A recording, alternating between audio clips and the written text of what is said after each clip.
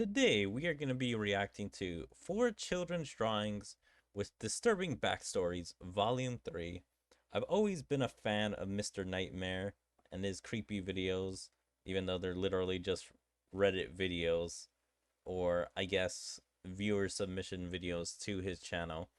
But I've been watching this dude since high school, and so this is the first time I'll be reacting to one. But man, I sure love Mr. Nightmare and can't wait to see. Hopefully, this one's a scary one. Children can use drawing as a way of expressing feelings or emotions that they don't understand, but sometimes children simply draw what's familiar to them. So if a child is drawing pictures holding hands with strangers, there might be something more going on there. This is part 3 to children's drawings with disturbing backstories. Martin and his wife are the parents of 2 children, a 6-year-old daughter and a 3-year-old son. Martin shared with me something disturbing that he and his wife had discovered recently. Their daughter, who I'll refer to as Jess, loves to draw, and so they give her all the art supplies she'd need to keep her quiet and entertained for hours. They have an entire Crayola backpack full of art supplies that Jess uses, filled with markers, colored pencils, crayons, and construction paper. Jess has piles of drawings in her room and even in her backpack, and most of them are normal, innocent drawings. However, one day Martin found a picture in Jess's room that he was kind of confused about at first. It was a picture of some random-looking woman holding Jess's hand, but it didn't look like Martin's wife, who was blonde. It was a brunette woman. Martin asked Jess who the woman was, and she said it was the woman who would visit her sometimes. Sounds like something a 6-year-old with an imaginary friend. God damn, that woman built deformed. Like, I don't know, those legs. And a weird polka dot dress. Would say. When Martin asked what her friend's name was, Jess said Lucia. This was immediately cause for alarm to Martin, so he went to show his wife the picture, and asked his wife if it looked like her sister. At first, his wife said it looks like it could be anybody, but when Martin said her daughter said her name was Lucia, she gave Martin this telling look as if she immediately understood. Lucia was the name of Martin's wife's deceased sister, who died before either of the couple's children were born. The couple went to the daughter's room and asked Jess who exactly Lucia was.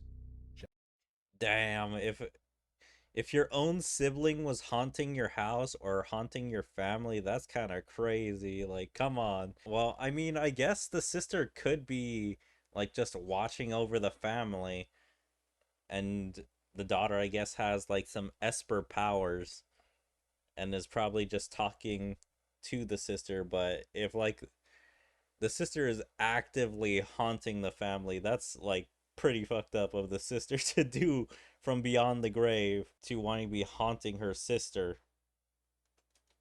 Jess again said she visits me sometimes. Trying to get more details, the couple asked what time she usually visits, and what do they talk about. She responded something along the lines of, she visits at night sometimes when I'm drawing. Martin's wife asked Jess to draw another picture of her the next time she sees Lucia, this time with more details, and Jess agreed to do so. From now on, Martin and his wife would keep Jess's door ajar just so they could hear if Jess was talking to someone. It wasn't until a few nights later that while in the kitchen, the couple both heard Jess talking to someone in her room all of a sudden. So the two went towards the room quietly to listen to what she was saying.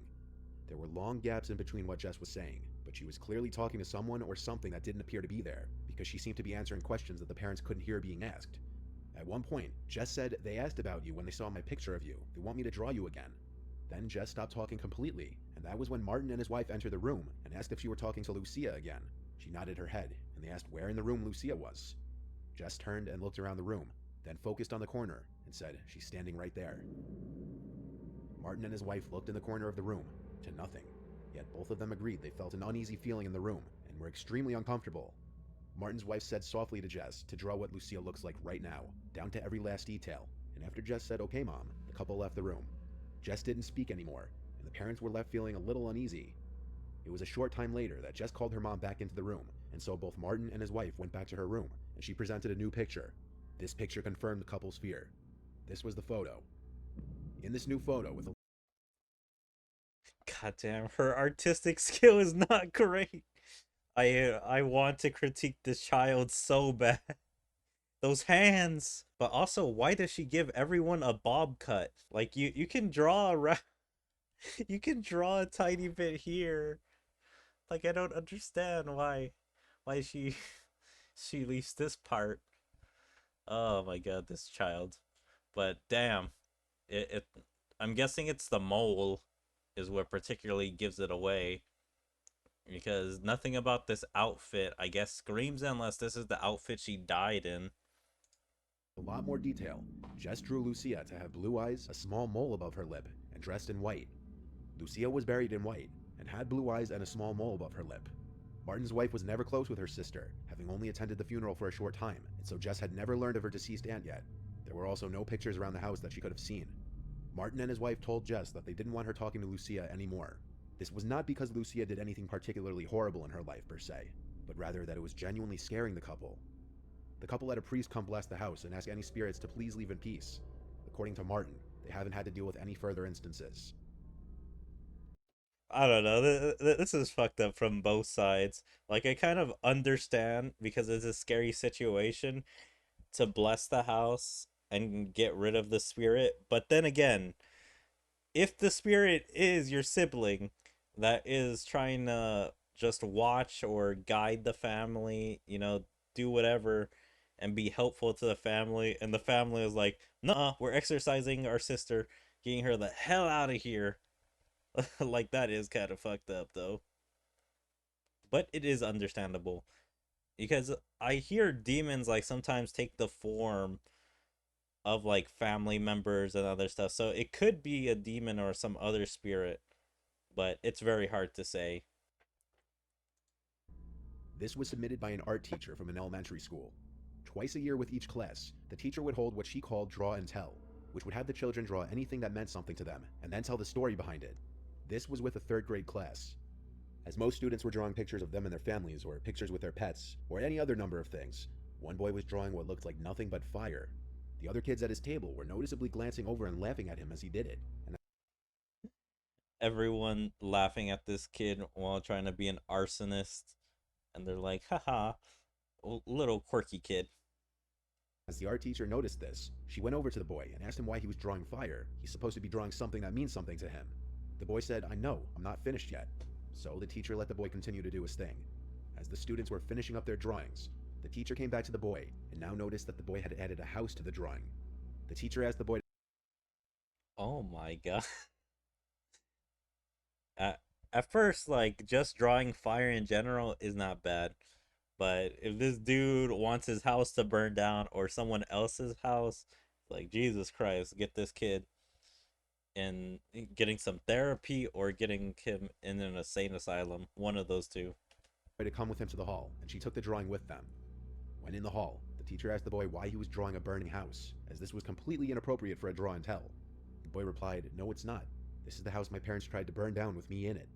The teacher was Jesus speechless and Christ. didn't know what to say. She kept the drawing and told him to take his seat, and told him we're not going to do the draw and tell. When they re-entered the classroom, she sat at her desk for a moment, fighting back tears, and eventually announced to the class that everyone would be taking their drawings home with them instead of doing draw and tell. This one comes from another. There's no follow up on that story? What the hell? The teacher didn't, like, do anything? Did, like, tell the principal or call in the family and be like, what the hell is this about? Like, you supposedly trying to burn your child or kill him in a house fire. Like, that's crazy to me that there was no meaning. Like, there has to be, but it's just she never posted it on Reddit or talked about it after she submitted it. Other parent who wanted to remain anonymous, so all names will be made up. Brad and Jane are the parents of Molly, who was 5 at the time of this happening. Like, see, I don't understand sometimes. These are all user submitted, but yet that person before didn't submit the entire story. They only submitted, like, that very small part. And what, did they never see the kid again? Molly is a quiet and well-behaved girl, according to her father, which makes this story even creepier. Brad and Jane's bedroom is right next door to Molly's. The night the strange events began is when Molly came to her parents' room and said she's scared that something's in her closet. Brad walked her back to her room and showed her the inside of her closet to assure her that no monsters were in there. The next night, Molly returned to her parents' room, saying there was a monster inside her closet again. This time, Brad and Jane let Molly sleep with them, and then the following day, Molly drew a picture of the alleged monster she was seeing and showed it to her parents. Brad stated the picture admittedly creeped him out, but till this point, this all just seems like normal child stuff. Until one of the next nights, when Brad and Jane woke up to Molly crying and screaming. They ran to her room to see what was wrong, and she said, "I'm bleeding," as she had her shirt lifted up. On her back were what looked like 2 scratch marks. Molly claimed it was the monster. Brad tore the bedroom and the whole house upside down looking for anybody that could have done it. When the house proved to be empty, Brad and Jane had no choice but to assume Molly probably did it to herself somehow, either intentionally or accidentally. But as time went on, and the couple had time to think about it, the chain of events seemed too crazy to just be coincidental. While the couple had Molly ease back into sleeping alone, Molly never changed her story that the monster was the one to scratch her back. To make her feel better about sleeping alone, they moved Molly's furniture to the spare bedroom and made that one her new room. Molly came to her parents' room a couple other times in the middle of the night, but both times, when asked if she saw the monster again, she said, "No, I'm just scared." Luckily, no bodily harm was done to her in her sleep again. This following picture and story was submitted by Giovanna, who had found this picture on her desk in her room because she allows her 7-year-old brother to use her desk to draw on. Daddy, me, sissy, mommy, mate, or May. I'm trying to see what's messed up about this. It's an extra long piece of paper, so I mean, there could be something more to the right. Yeah, overall, this kid just got no artistic ability at all. Drawing literal stick figures. I mean, at least the dog is in some kind of shape. It's actually kind of cute. I don't know, the dog shape. She found it strange from the beginning that her brother would leave this on the desk in the first place, because normally he would take all of his drawings with him back to his room and hide them. But since he left this one, she felt like he wanted for her to see it. Upon taking a look at it, it looked like an innocent enough family drawing done by a 7-year-old. But then tucked away in the corner is a black figure labeled the Taking Man. Giovanna left this on her desk for a couple of days before she noticed the man in the corner after looking at the drawing again. The man is on a swing, but the family doesn't have a swing set. It could just be chalked up to the child being 7, but he had never asked their parents for a swing set, nor expressed any interest in one in general. Underneath the mysterious man labeled Taking Man appears to be some object which Giovanna thought may resemble a window or some kind of door in the ground. So she went outside to go check out the lawn for any sort of door, window, anything. But there wasn't anything. A few days later, while in the bathroom, which was across the hall from her brother's room, Giovanna was washing her face when she heard her brother giggling and talking. This could have just been him playing with his toys by himself, but still, after finishing up her skincare routine and rinsing off her face, Giovanna went to go check on her brother. His door was cracked open a bit, so she looked in and saw him on the ground talking to something under his bed. She quickly opened the door, and her brother got up and sat on his bed and turned his head to the TV. Upon asking him who he was talking to, he said he wasn't talking to anyone. Under the assumption he was just playing around, Giovanna went to sleep. The next morning, her brother woke up holding an empty glass, asking if she could fill it with chocolate milk, and so Giovanna went downstairs to fill his glass and come back up with a couple snacks for herself. She went into her brother's room to oddly enough see him fast asleep. She woke him up and handed him the glass, and he insisted that he didn't ask for it. She knew he did though, so she didn't argue with him, and left the glass next to his bed. That night around 4 a.m., Giovanna woke up to hear her brother talking again. So she went across the hall to her brother's room and peeked her head inside, and the last thing she remembers is hearing her brother talking to someone and seeing a black shadow in the room. The next thing she remembers is waking up in her bed the next morning. When confronting her brother, he denied any recollection of talking to anybody last night. When Giovanna decided to tell her parents about the drawing, Jesus Christ, that way. I'm mad confused on what the hell just happened. talking again. So she went across the hall to her brother's room and peeked her head inside, and the last thing she remembers is hearing her brother talking to someone and seeing a black shadow in the room. The next thing she remembers is waking up in her bed the next morning. When confronting her brother, So the thing knocked her out.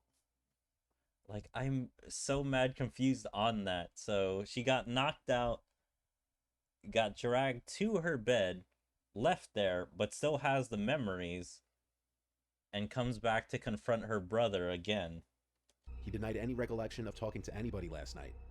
When Giovanna decided to tell her parents about the drawing and what she thought she witnessed the night before, they had a talk with him, and he told them that the person in the picture is the Taking Man, and he takes things and brings them back. I really trust him, he's my best friend. He also gives me red berries, I think they're called cranberries. Now I'm the taking man, and he takes things, then brings them back. I trust him, he's wrong. he won't come back. Giovanna doesn't know if what she saw in her brother's room was a dream or not, but she remembers it vividly and says it didn't feel like a dream. And yet, if it weren't a dream, she has no recollection of what happened after she saw that shadow in her brother's room. Her little brother hasn't spoken of the Taking Man since. Damn, that's pretty creepy. Alright, well, that was a interesting video with some really creepy drawings. Yeah, I really want to know. I think it was like story 2 or story 3, whichever one he kind of skipped over with the arsonist kid, or like about the parent trying to murder their own son. I really want to see more details about that, but they didn't want to. Should always listen to their kids no matter how outrageous the story is. Yeah. So make sure to give him a like and maybe subscribe to his channel. Check out his other videos since they're usually just as creepy as this. If you guys enjoyed my reaction, please make sure to follow me on all my social medias like my Twitter, my Twitch, my YouTube, my D-Line, my TikTok, my Kick, Rumble, Odyssey, and Daily Motion.